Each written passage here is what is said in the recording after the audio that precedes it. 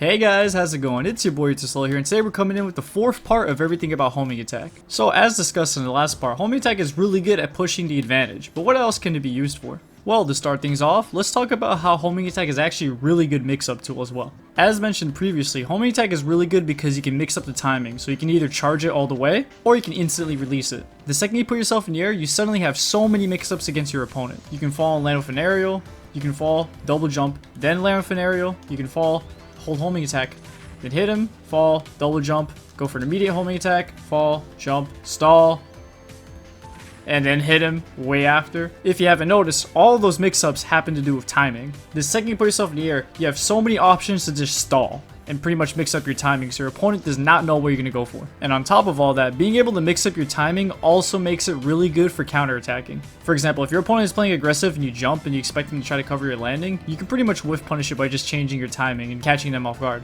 So for this example, I throw myself in the air, and because of that, the Joker expects me to land right afterwards. Because I start descending, the Joker is pretty much guessing that I'm about to land right in front of him at that moment. He starts to go for an option and try to cover my landing, but I use homing attack to stall my landing, wait for him to go for that option, and then whiff punish it. When you're landing and you see your opponent chasing you, or you expect your opponent to go for an aggressive option to punish your landing, homing attack becomes a great tool for stalling your landing, waiting for that option, and then punishing it. This also translates into disadvantage. If you're in the air and you're having a hard time landing or you're being juggled, homing attack can be used to stall your landing and then mix up your opponent. Alright, now let's move on to tips and tricks with homing attack.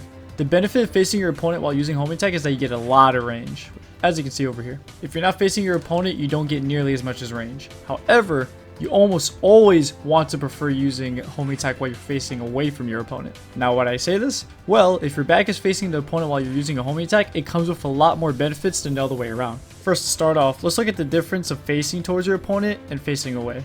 If you're facing towards your opponent, you'll be launched a lot further from them as you would be if you were to face away from them, as you can see in this example over here.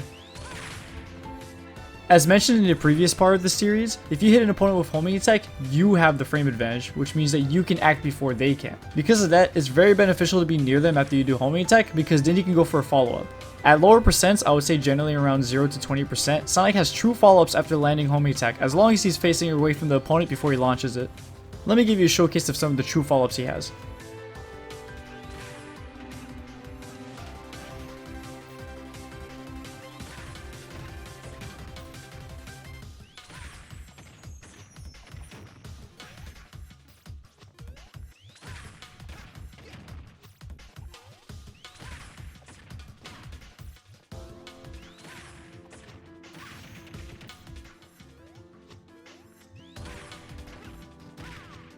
Once again, as a reminder, this is only a true combo if the percent is low enough than the opponent, which is why you should only be trying to go for this if it's the beginning of a match or if it's the beginning of a stock.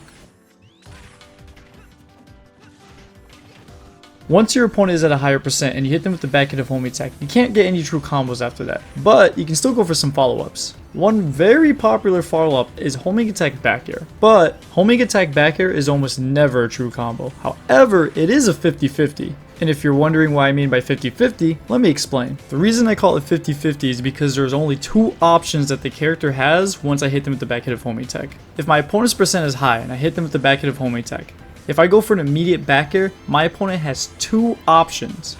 They can either air dodge or they can do anything but air dodge. Hence why I call it the 50-50. See, if I hit them with the back hit of homing attack and I go for an immediate back air, if they don't air dodge and they choose to do anything else, they get hit by the back air. For example, if I hit Lucina with the back hit of homing attack and then I go for an immediate back air, if the Lucina chooses to go for a forward air, which I mind you, Lucina has a frame 6 forward air, which is one of the fastest in the game, she still loses to the back air because Sonic has a frame advantage over here where he can hit her with the back air before she can throw out her forward air. If the Lucina chooses to jump, she gets hit by the back air, and so on. So, the only option she has at avoiding an immediate back air is air dodging. However, if you anticipate the air dodge, you can wait it out and then back air that as a punish. It doesn't matter if she does regular air dodge or she goes for a directional air dodge. You can always follow her drift and you can always punish it.